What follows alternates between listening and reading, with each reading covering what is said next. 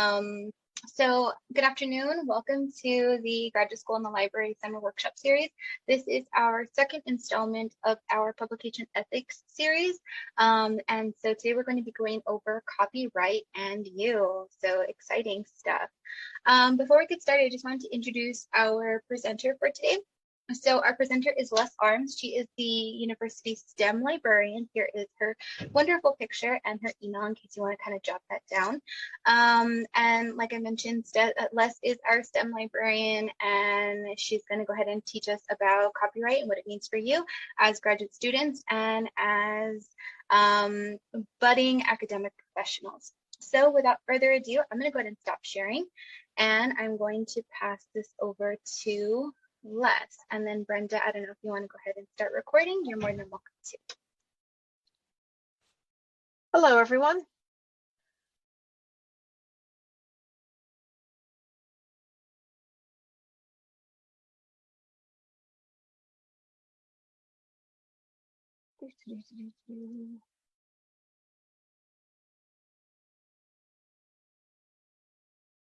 No.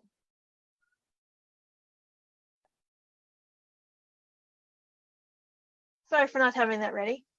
Okay, so I'm going to use this program called Quizzes, or as we tend to call it, Quizzes. You can play along by going to joinmyquiz.com and enter the game code.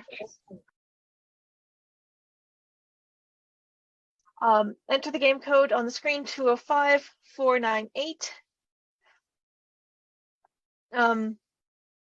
This way you can answer things, because I have several questions throughout the presentation.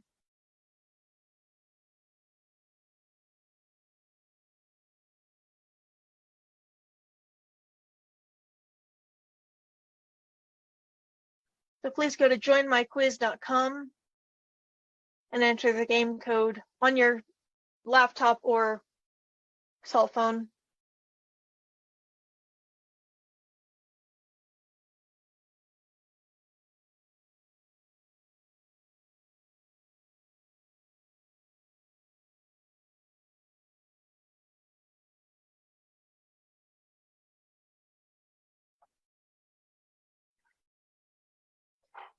Okay.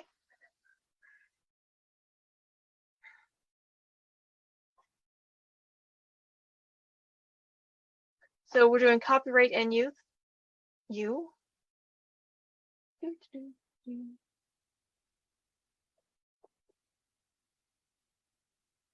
I want to know if you have any particular questions about copyright. This way I can make sure to answer them. Or if I cannot answer them, refer you to someone who can.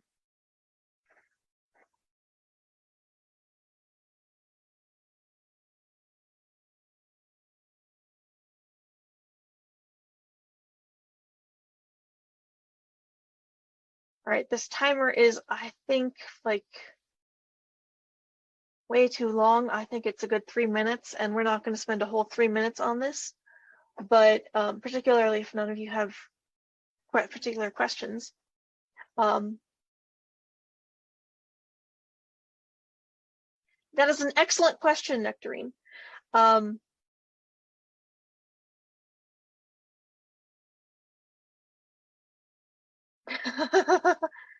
do I know what is safe to use in my research? Man, I like these questions you're coming up with.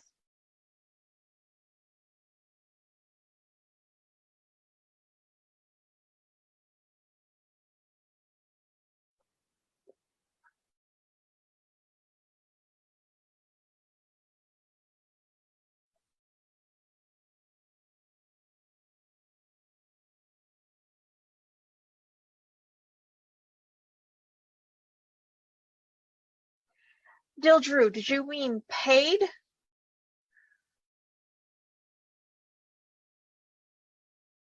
Yes. Okay, that's what I thought, but I couldn't think of anything else it could be.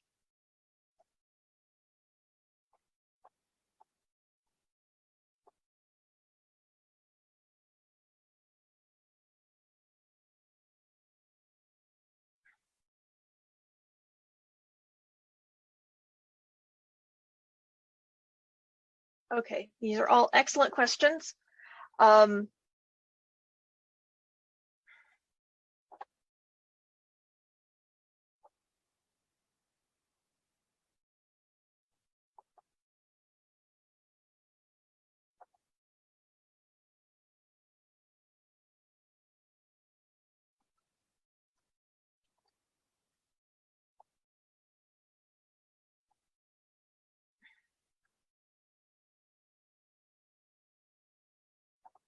Let's see here.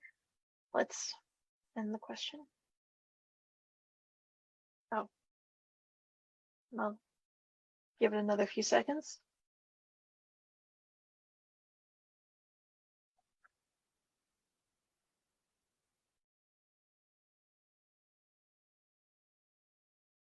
Okay. Thank you guys for your excellent questions.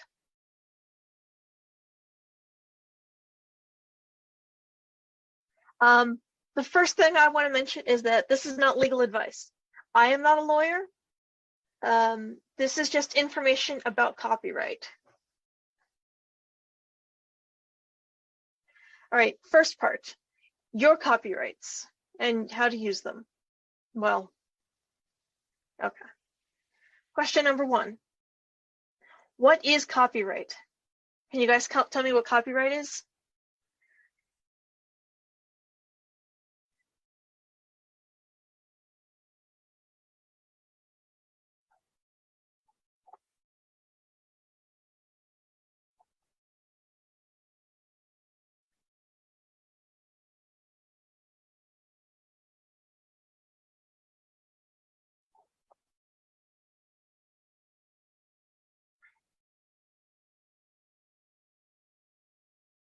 Yep. All right.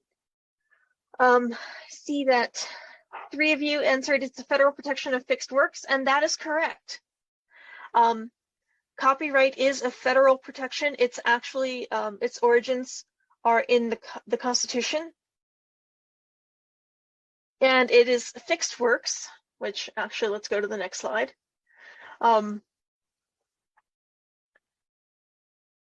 Fixed works are anything that's in your final format. Whether it's images,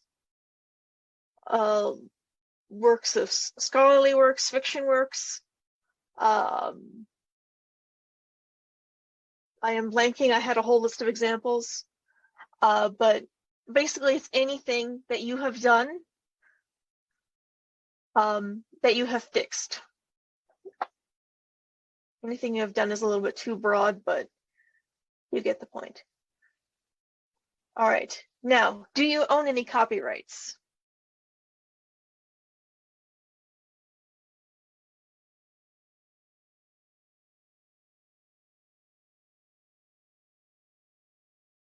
I don't know is a fair answer.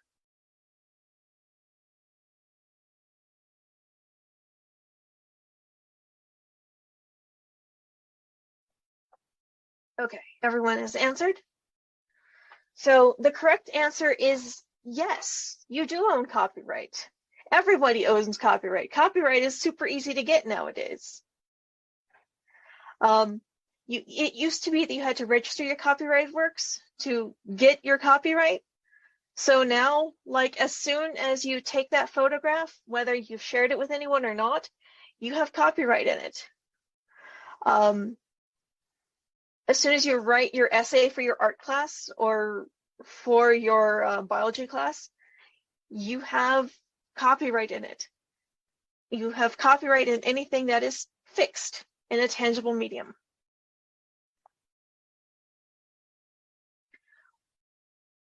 When you have copyright, you have 5 exclusive rights to your work.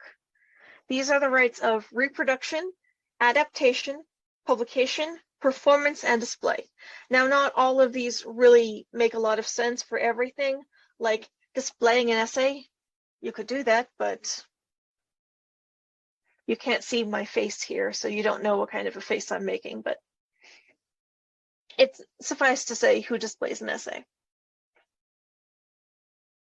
Oops, sorry. I was trying to change pages the wrong way.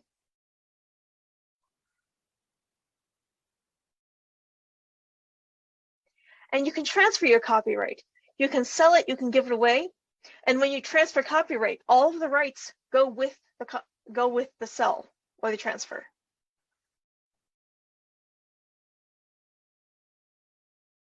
All right, most authors give up their copyright to publishers when they publish their academic articles, and they give up all of their rights.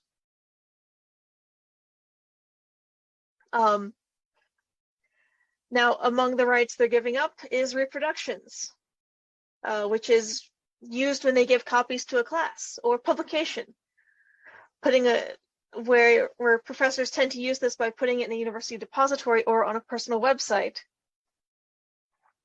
And they get caught doing these things even after they've given up their rights, and then they're in trouble.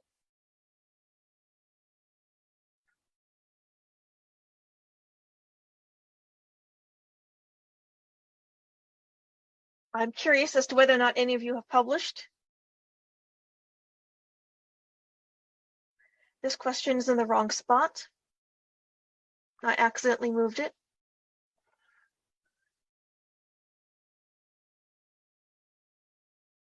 I see that some of you have.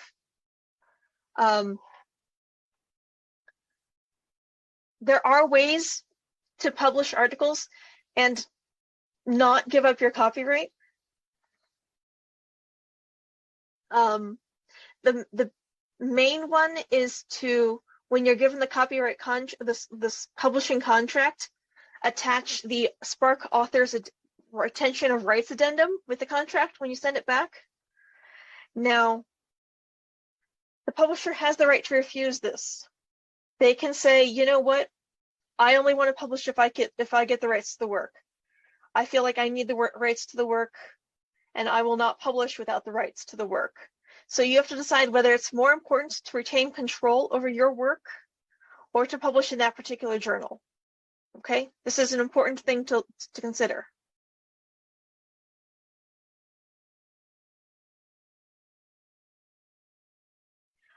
Quick interlude, well, not so quick, but a copyright interlude nonetheless. To graduate, you are required to post your dissertation in ProQuest Dissertations and Theses as part of the graduation process. But when you do that, you do not transfer your copyright. You retain your copyright and all of your rights. Now, if you want to, you can embargo your dissertation or thesis for up to 2 years if you want to adapt it into a book or an article or make it into some other work, which leads us to a wonderful question.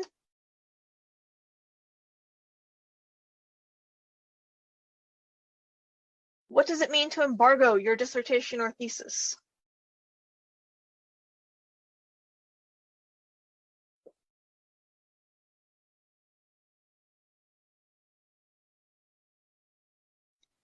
Les, if I may, while we're waiting for the questions to get answered, you have a question in the chat, and the question is, so does this mean if I publish a book or an article, I don't get paid? The publisher gets paid unless I keep my copyright?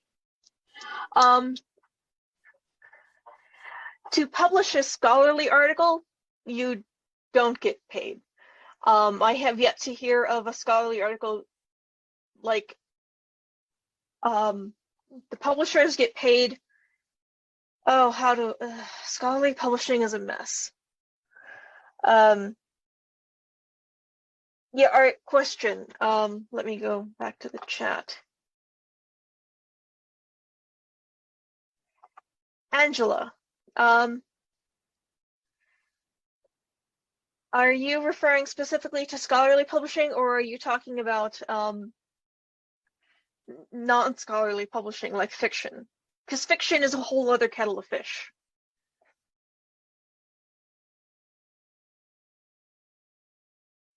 Okay, scholarly research. All right, excellent. I have yet to hear of anyone getting paid for publishing in scholarly literature. Generally what happens is that they pay the journal to publish the article, and only the publisher gets paid. Now, even if you keep your copyright, you still don't get paid. Does this make sense? This is really part of a scholarly publishing presentation that's a little bit off to the side, and something we should probably cover in another workshop. Okay. Any other questions that I should answer right now? All right. So what does it mean to embargo your dissertation or thesis? It means that your work is not published for X amount of time, a couple of months to a couple of years. Embargoing delays the publication of your work, and this is really helpful if you're using your dissertation as a starting point for another work. You don't want your dissertation to be already available. Some journals will not publish work that's already available like this, like if you're turning it into an article. They will not publish your article if your dissertation is already available. Does that make sense? I don't know why I keep asking that when, if things do not make sense, please do one of the reactions. All right, I'm figuring out a workaround for virtual. Now, if you're not planning on using your dissertation to turn it into a book or an article or some other kind of work, then really it's best to make it available so people can read and cite it.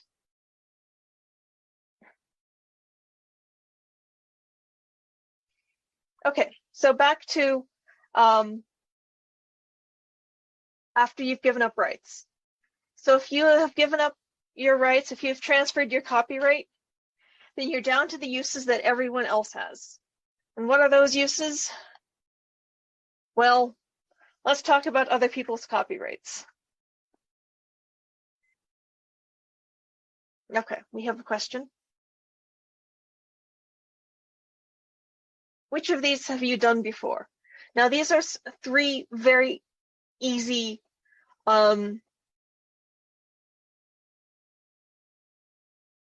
things that, you know, a lot of you have done in classes. I think I wrote this, I did the logic for this question wrong, and you can only answer one of them, can't you? Because I mentioned that most of you have done at least 2, if not 3 of them. But I did the question wrong. I'm sorry about that, guys. Okay, but whether you've watched a movie as part of class or you've read an article or a book on CourseReserve or shared an image you found online, those are all interacting with other people's copyrighted works.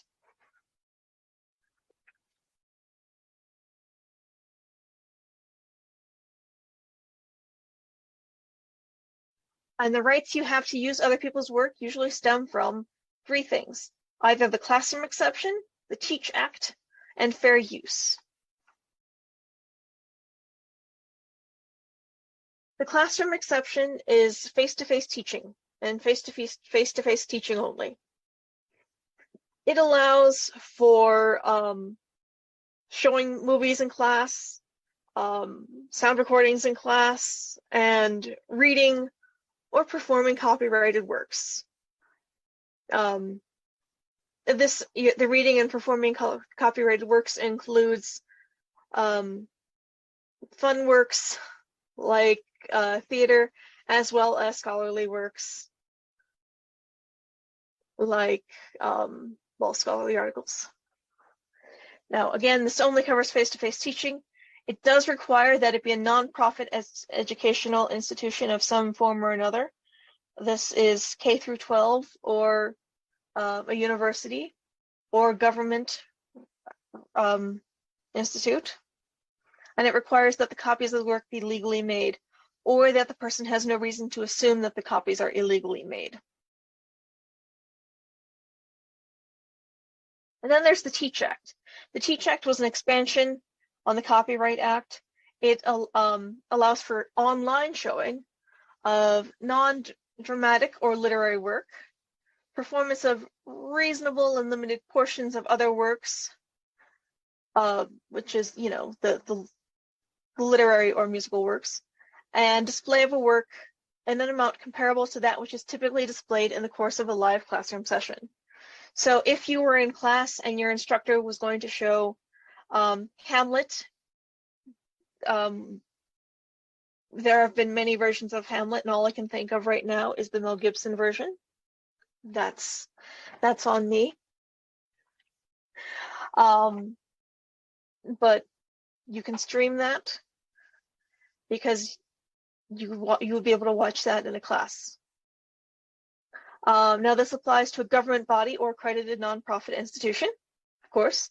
Again, requires that the copy be legally made, or that the be legally made, or the person who's using it has no reason to assume it's illegally made.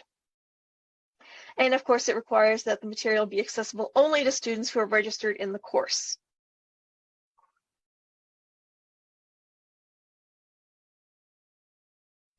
And then there's fair use. Fair use is something that we use all the time.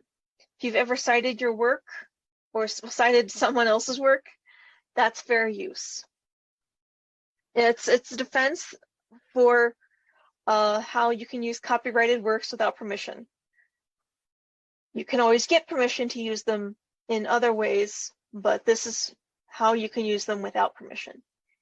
There are 4 factors, and no one factor is more important than the others, but they all always...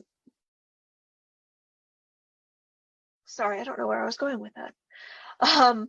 The purpose and character of the use, including whether such use is of a commercial nature or if it's for non-profit educational purposes. Now, just because something is commercial does not mean it's automatically going to be not fair use. That's always, it's a factor. Sorry. My mind just stopped in the middle of what I was talking about, and it's always very awkward when it does that.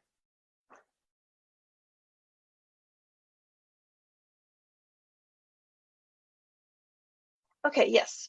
So just because it's commercial doesn't mean it's not fair use. Just because it's educational doesn't mean it is fair use. It's an important factor, but it is not like the most important factor. There's also the nature of the copyrighted work, which is whether it's a literary work or scholarly work. If it's just data, it's more likely to be found fair use than if it's like, all I can think of right now is high fantasy. That's how my mind works sometimes. So if it's if it's a book on the New York Times bestseller for fiction, then they're more likely to find not fair use.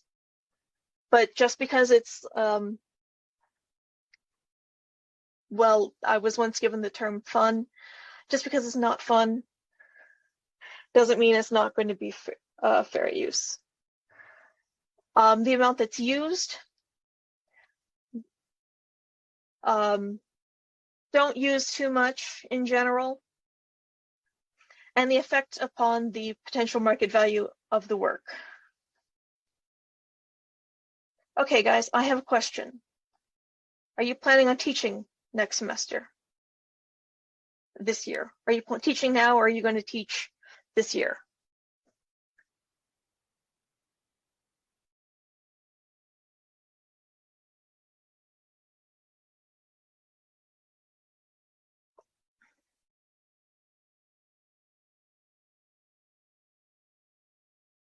Okay, lots of you are teaching. That's good. So I have another question.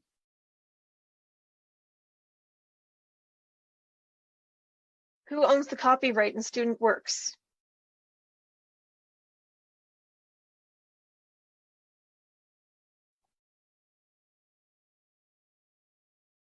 Your options are the student and the professor, the university, or the student and the professor together.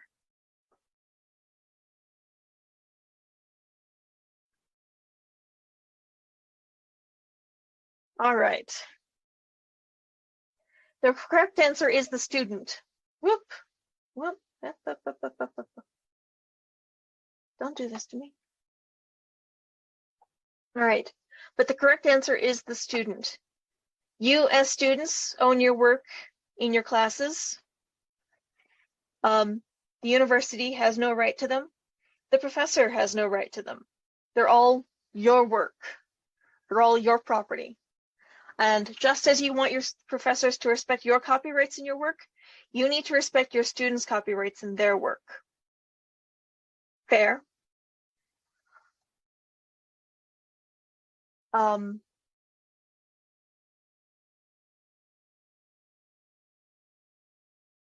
Yes, curious. Did you learn what you wanted to about copyright? Maybe is a very fair answer.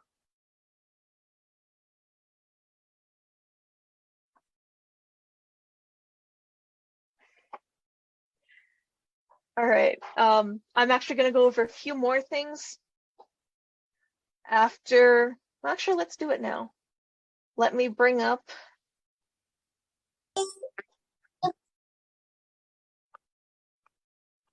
sorry, I closed the program I was going to use to bring up my image of all of your questions. Okay, can you get punished for breaking copyright law in grad school? No. You can get punished if you don't cite properly, but well, you can get punished for breaking copyright law in general. There's no real difference for the punishments you would get in grad school versus anywhere else. How do you know what is safe to use in your research? Well, other people's research that you're citing properly is always safe. Will you get paid if someone uses your copyrighted works? Well, we've discussed that, and it's sad. I'm sorry, but no. How long can a quote be before it's considered copyrighted? Short, long. I think it generally has to be a word or half a word. There's really no distinction. There's no legal requirement as to how long something has to be before you can copyright it. It would be very hard to copyright the word all right in and of itself. But you could trademark the word all right, but that's a whole other conversation. What is the best tool available for students to check our work? I assume you mean like Turnitin. And in that case, Turnitin is a good one. Other than that, I'm not really familiar with plagiarism checkers, because plagiarism and copyright are very similar ideas, but they're also, once you get into them, very different.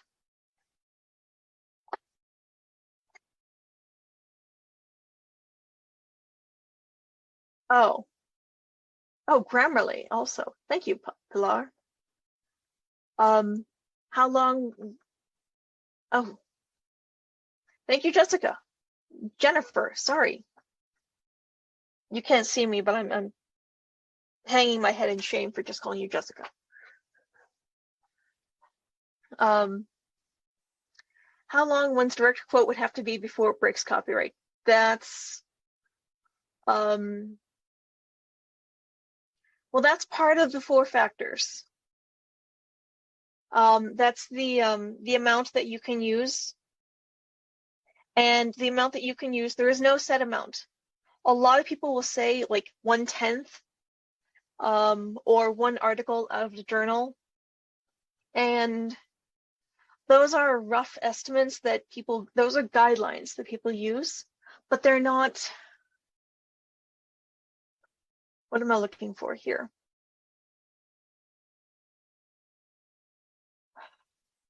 they're not set in stone. A good example of this is when a magazine copied like 2 or 3 paragraphs out of Gerald Ford's autobiography. It was a very, very small portion, but they were copying his reasons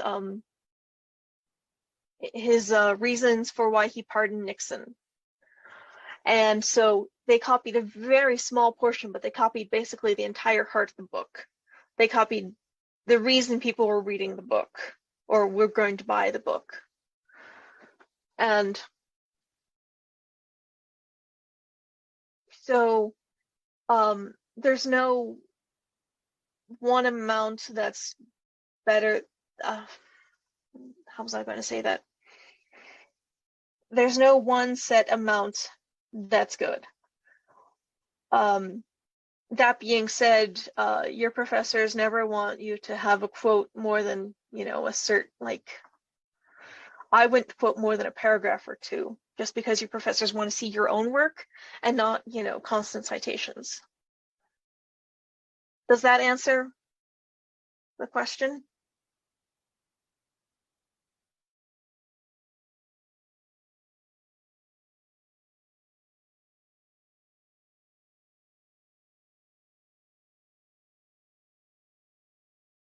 Okay.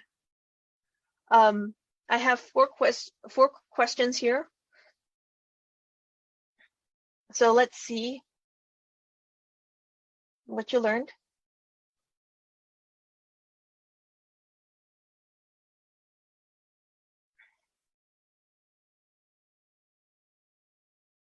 Okay, does using the Spark addendum guarantee that the journal will let you keep your copyright and rights if you publish with them?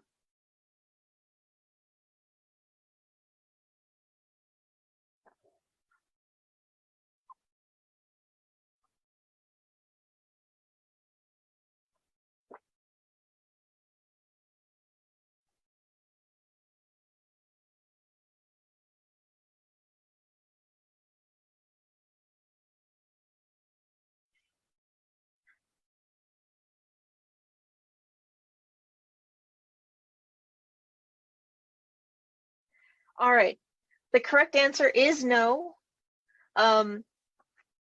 It's not a guarantee. As I mentioned before, they can decide that they aren't going to publish your article, and you have to decide whether it's more important to publish in that particular journal or to keep your rights.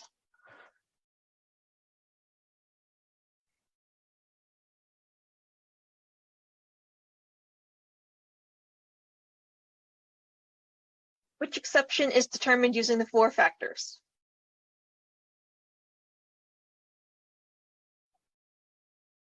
All right, we have the classroom exception, fair use, and the Teach Act.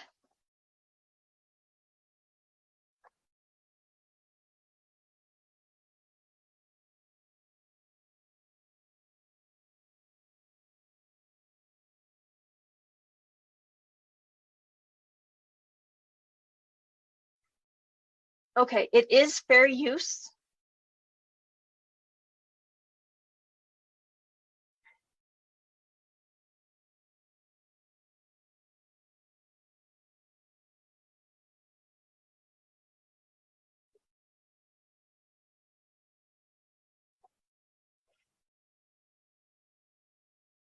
And how many rights does copyright give?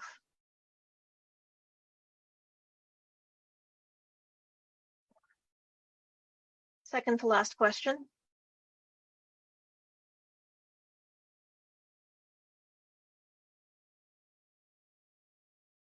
Oh, chart view. 3, 4, 5, or 6?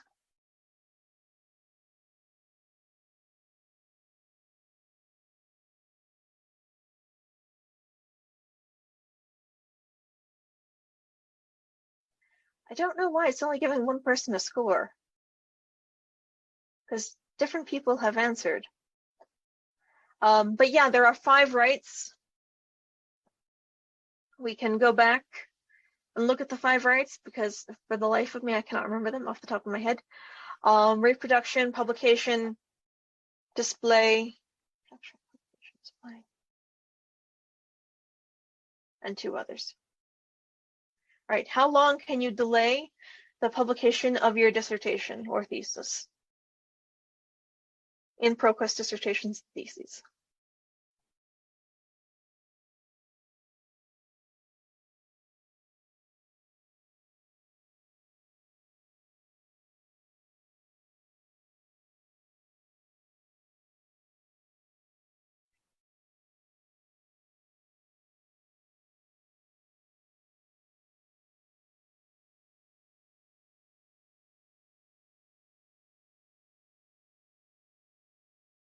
Okay, you're right. It is 2 years.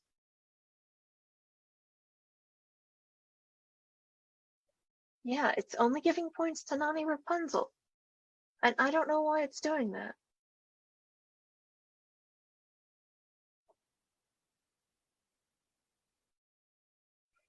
All right, if you have any questions, you can contact me at laarms@utep.edu. If you leave out the AA, you will not get me, obviously. Any other questions?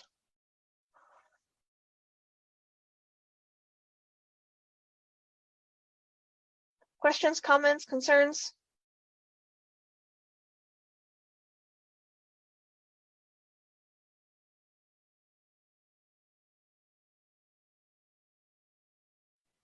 I have a question, Liz. Okay. Something that I have heard a lot from colleagues of mine who were in grad school, if they were to publish an article in a journal, and then they wanted to turn around and take that article and use that chapter as a book chapter, is that allowed? It depends. Generally speaking, that's self-plagiarism, but it depends a lot on the requirements of the restrictions of the journal and the book editors. I would assume not.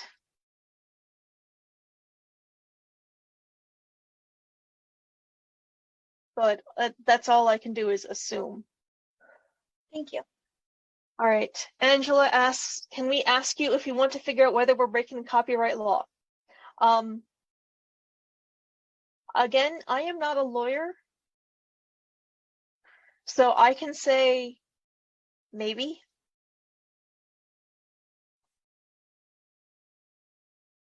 I would really recommend a lawyer.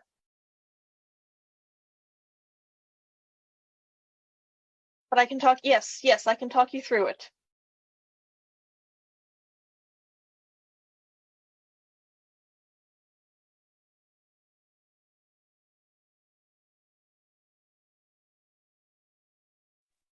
I have a question. Yes. My question is, if I am planning on using a book that is available online through the library, and I want to share it with my students on Blackboard, is that okay? Because I'm using the UTEP library, and I mean, each student has access to it. Is it an online book that you're just including a link to? Yes. Yeah, that's perfectly fine. Okay, thank you.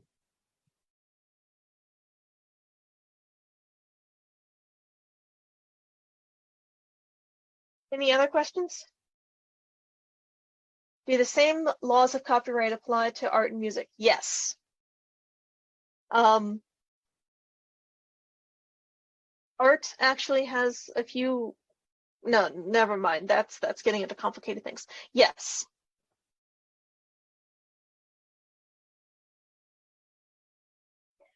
Are we only allowed to share links to things from the library, or can we just post PDFs on Blackboard? Okay. That's actually not a copyright question. Well, it's also partly a copyright question. It's better, copyright speaking, to post links. It's also better as a letting the library know that you need this resource sort of thing. Because if you just post the download the PDF and post it in your Blackboard shell, then we don't know that you're using it more than the one time. But if you share a link to a resource, then we know that you're using it in class, and we can keep justifying the purchase of, the purchase of that journal. And it would be, unlikely to be cut.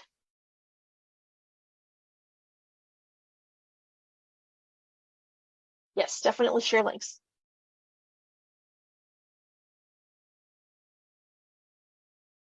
Do we let anybody specific at the library know we're using a resource, any resources?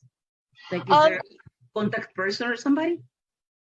You would tell your librarian, and if you get an email or your advisor gets an email saying that we're considering cutting something, but generally speaking, you don't need to tell people that you're using things. Thank you.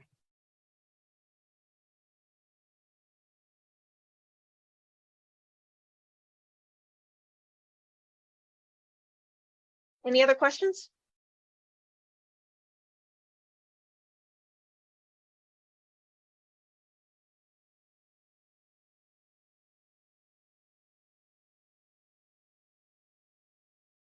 All right, then. Thank you all. Thank you, Les. I'm going to go ahead and just share my screen briefly one more time so you can go ahead and, in case you didn't get a chance to write this down, here is Les's information. Here is her email. You can go ahead and contact her.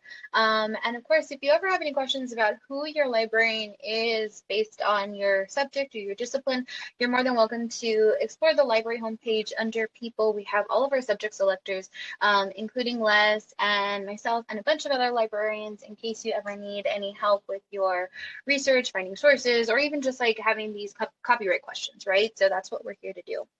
And if there aren't any more questions, I just want to say a big thank you. Thank you to Les for putting together this wonderful presentation on copyright. And in case you guys don't know, we will have our third installment of our publication ethics series coming up on July 25th, which I believe is in about 2 weeks. It's coming up in like, this is not 2 weeks, on a Monday. And it'll be at the same time. And I believe you will be getting the link to that registration fairly soon. But until then, if you have any questions, you're more than welcome to contact Les, myself, whoever, or even the graduate school about this, okay?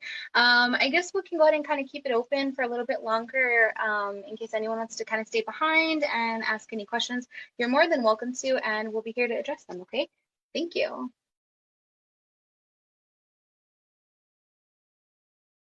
I don't think I registered for the next session. Can I still do it? You should be able to. I believe the grad school will be sending out a new registration link, but I believe it'll be the same link. If you want, you can go ahead and send me an email. I'll go ahead and drop my email in the chat, and that way I can make sure that you get that link when it comes up. Does that sound good? Yes, thank you. Of course.